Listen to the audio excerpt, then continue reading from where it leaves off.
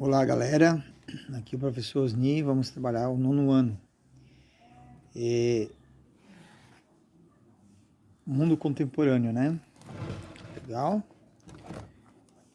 Nós já vimos aqui, só vou dar uma repassada rapidamente, né?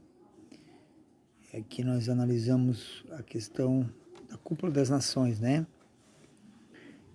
Fizemos a listinha, né, dos aspectos econômicos, sociais e ambientais, né? Lembram? Joinha. Vou botar minha florzinha aqui para decorar, né? Em cima da caixa d'água aqui no sol, aproveitando o espaço, o calor do sol, né? Coisa boa, né? O sol, né? Aqui nós temos o Stalin e o Henry Truman. Tem aqui na página 14, né? Lembra da charge?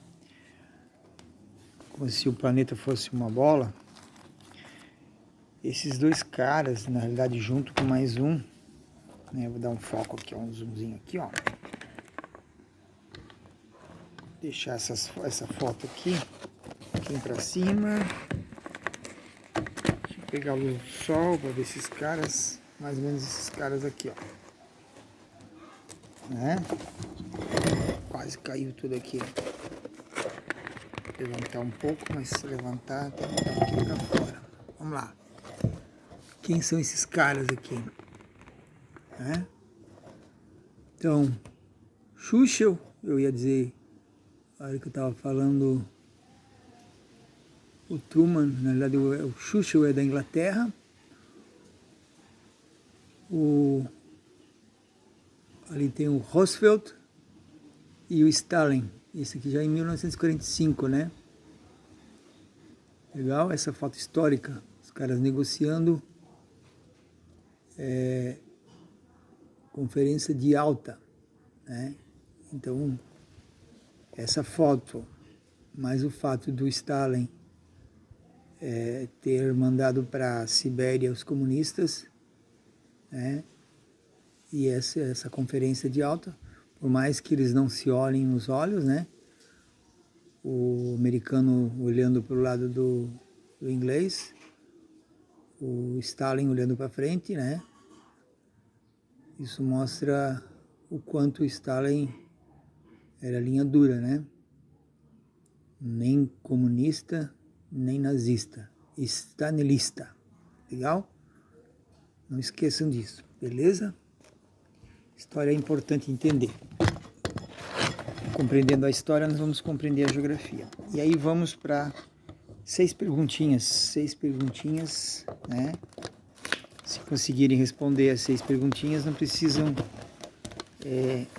assistir o vídeo inteiro, né?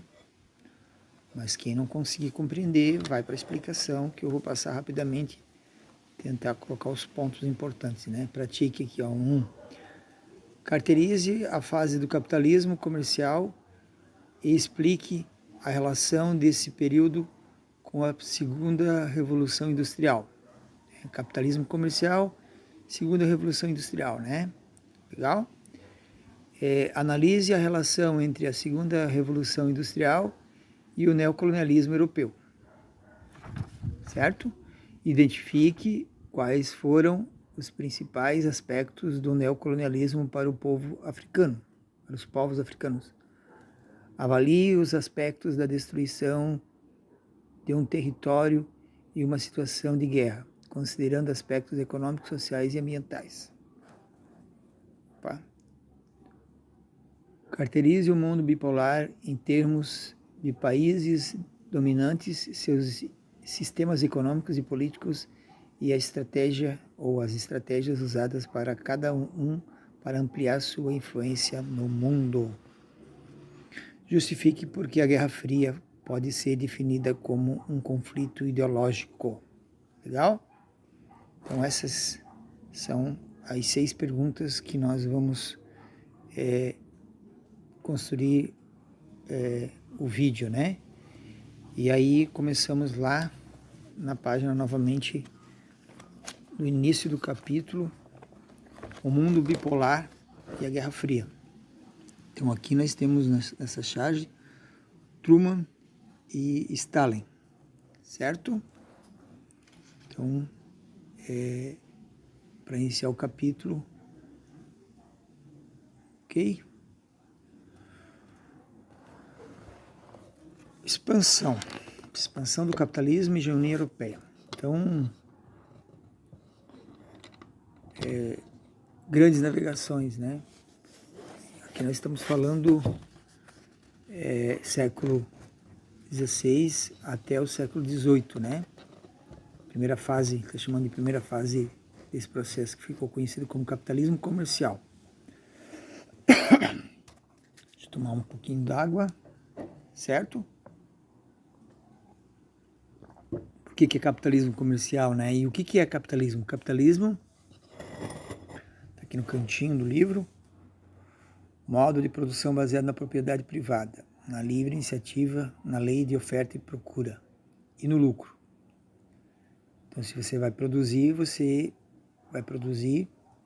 para vender e para gerar lucro, né? Senão você não tem sentido produzir, né? Tem muita gente produzindo e não tendo lucro. Esse é um outro problema. Daí já não é propriamente dito um capitalismo, né? Você acaba se autoexplorando, né? Ou os capitalistas exploram as pessoas de forma criando a ilusão de que vão empreender e acabam desprendendo, né? Então, aqui nós temos a primeira fase do processo que ficou conhecido como capitalismo comercial, né? Século XVI e século XVIII. Nesse período, as potências econômicas europeias, daí era Portugal, Espanha, Inglaterra, França e Países Baixos, realizaram uma expansão marítima em busca de novas rotas comerciais. Essa é a figura 1, mostrando aqui, ó, a rota da Espanha, espanhola, né? Isso é 1487, 1597. Eu vou um pouquinho rápido porque só temos aí uns 30 minutos para filmar, beleza?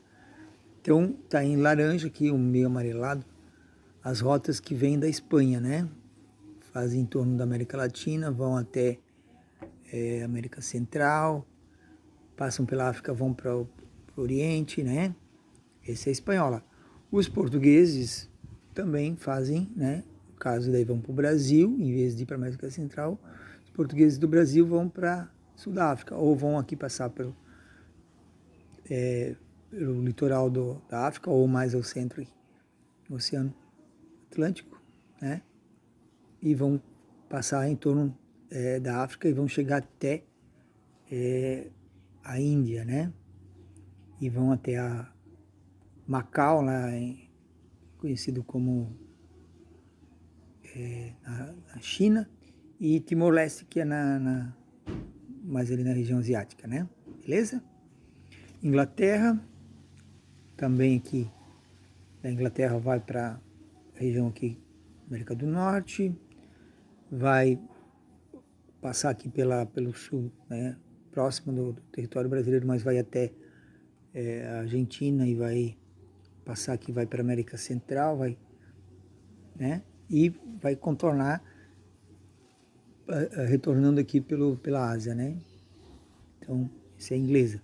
A francesa, né? Tá em marronzinho, tá meio ruim de ver, mas ela vai até Canadá aqui, mostra. E a holandesa tem os pinguinhos, né? Os pinguinhos da Holanda estão mais aqui, né? Ao norte. Legal? Então você tem aqui, durante o capitalismo comercial, as potências, esse texto está mais aqui,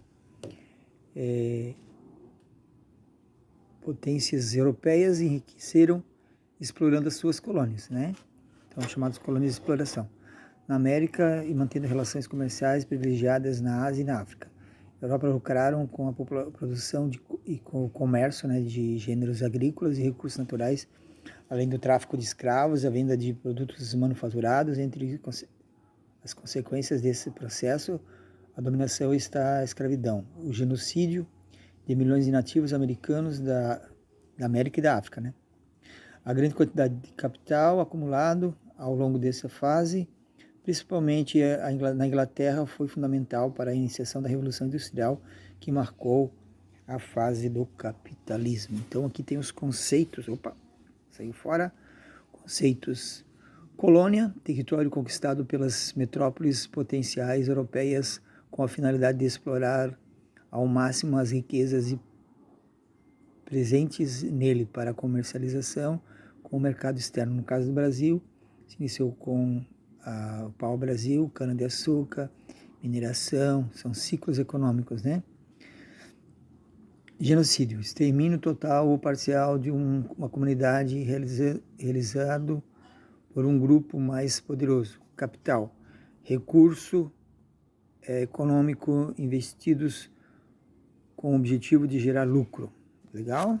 Então nós estamos na página 15 falando sobre o mundo bipolar. Na página 16, né, século XIX, outras inovações importantes aumentam mais a capacidade de produção industrial.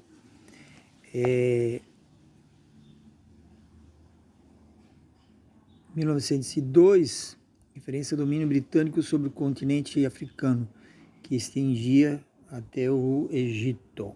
Legal? Essa gravura identifica elementos que simbolizam a suposta missão civilizatória dos europeus, né? Então esse é o neocolonialismo. Então eles têm essa teoria de que eles, né, enquanto cristãos, têm essa missão, né? Aí mostra aqui na página 17 os trabalhadores no Congo, belga, né? Se é belga é porque é Bélgica, né? Carapinha, cabelo com textura ondulada. Tarefa de Sísifo, trabalho inútil ou interminável. Expressão inspirada na mitologia grega.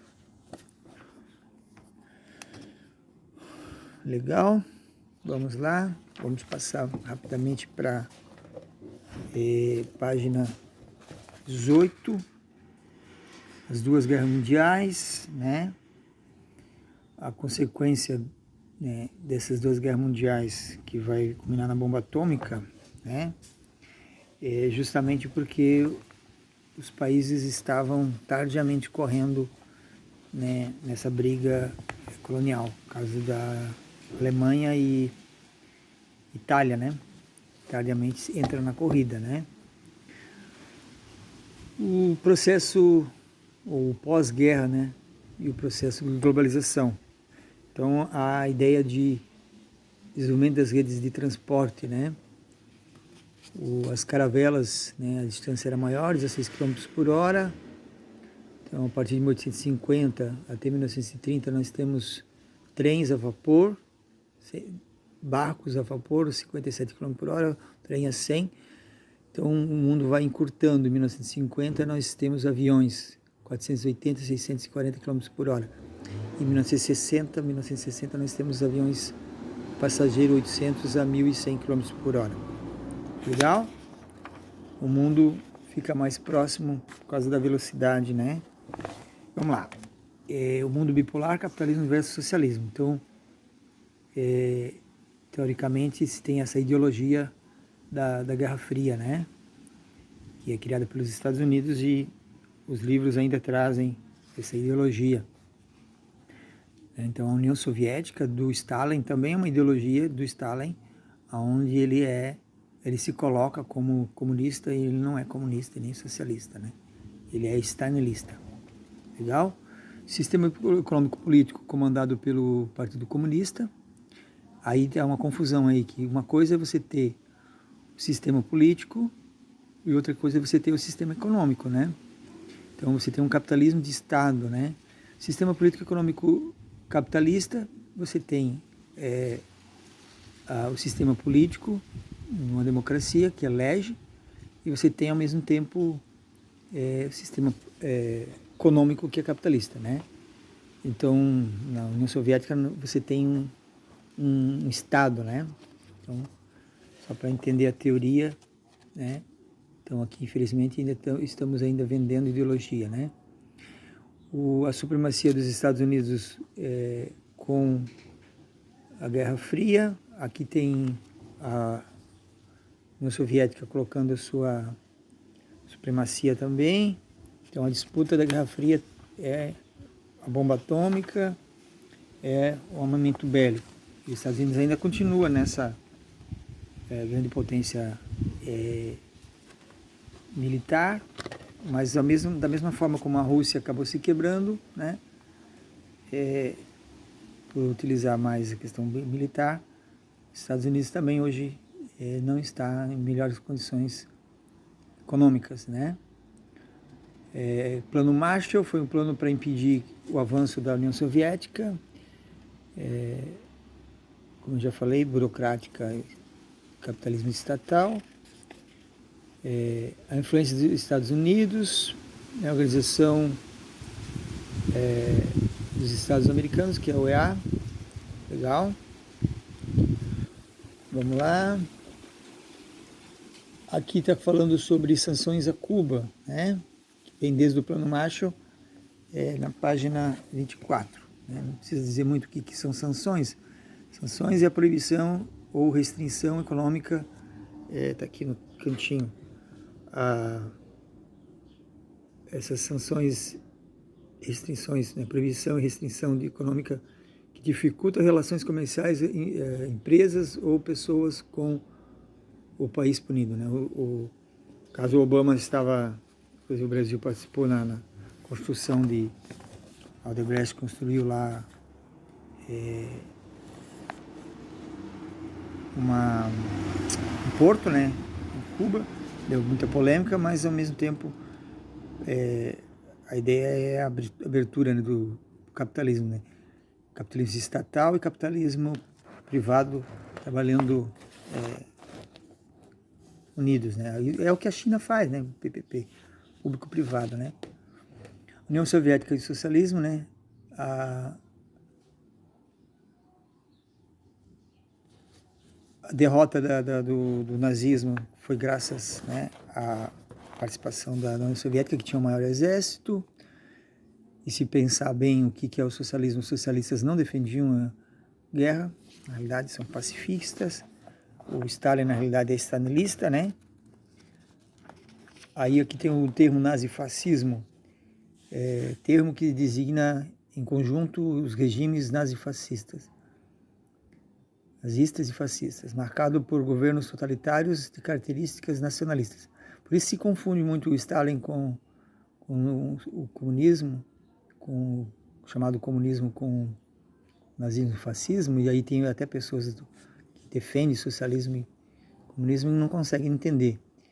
Stalin é stalinista, é sistema totalitário, né?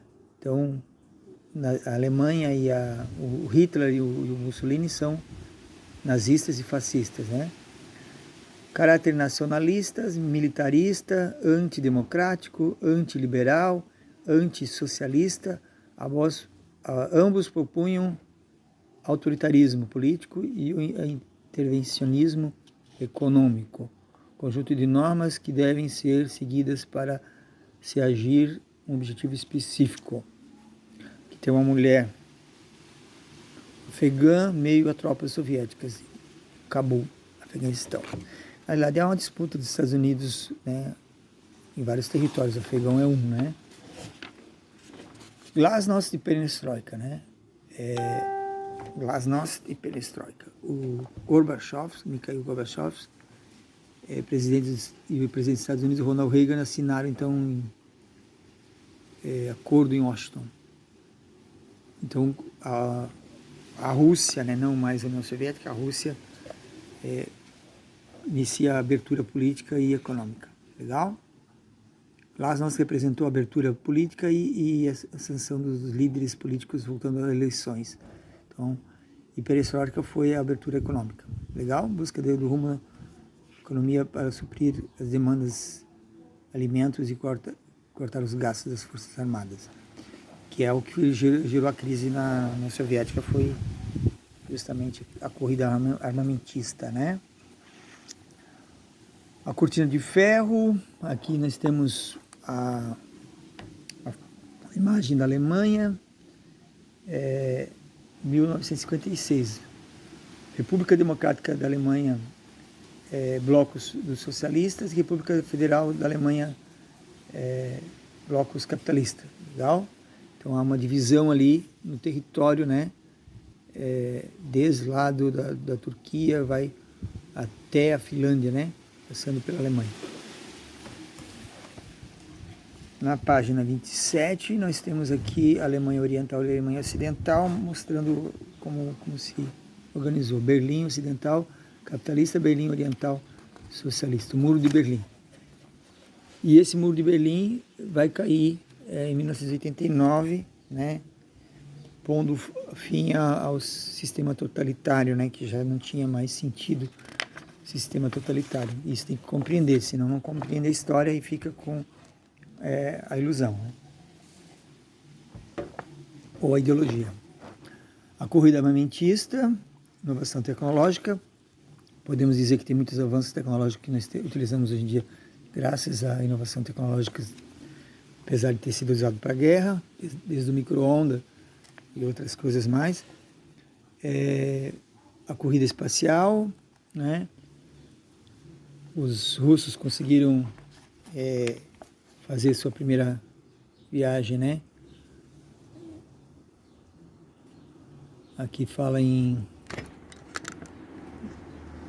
1900, esse cara nasceu em 30, morreu em 2012. O Yuri foi foto de 1961, né? E o figura 25 ali em 69, né? Não precisa nem falar muito, né? 61 para 69, né? A Rússia conseguiu, só que é um custo muito alto, né? Isso gera crise.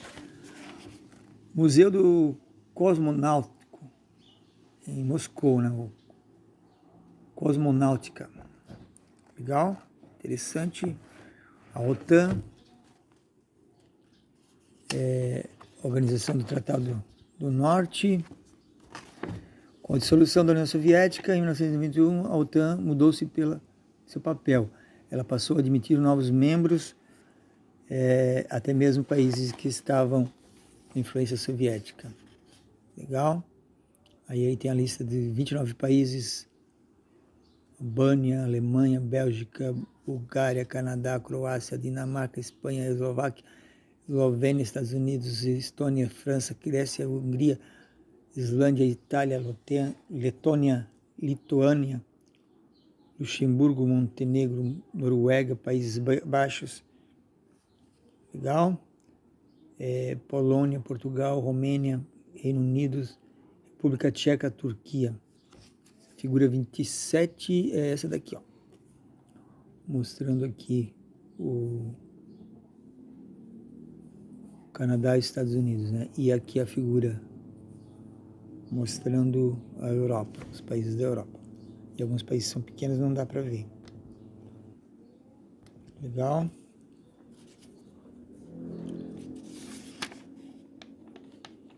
A OTAN derrubaram Muammar Gaddafi, líder da Líbia, né?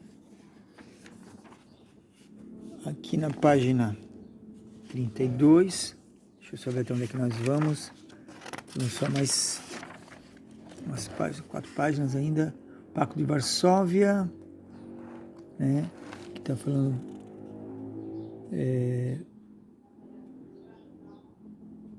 uma das alianças militares firmadas na capital da Polônia, né?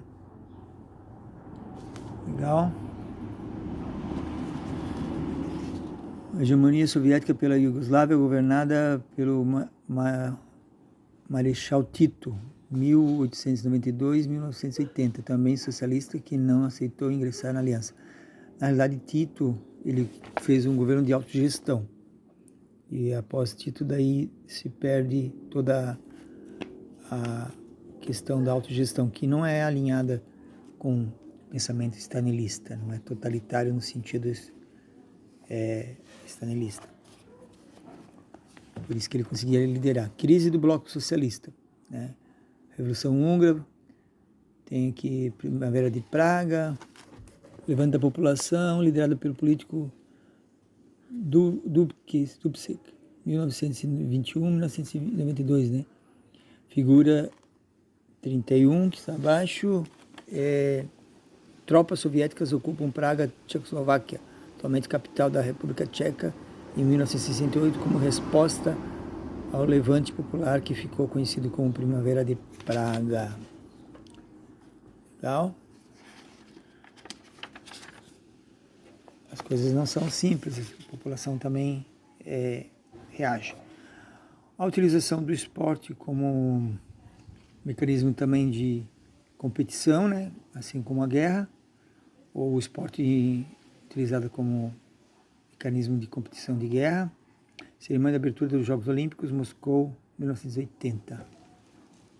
Legal? Ditadura militar Brasil, Estados Unidos na Guerra Fria. Então, o próprio Estados Unidos abriu as informações sobre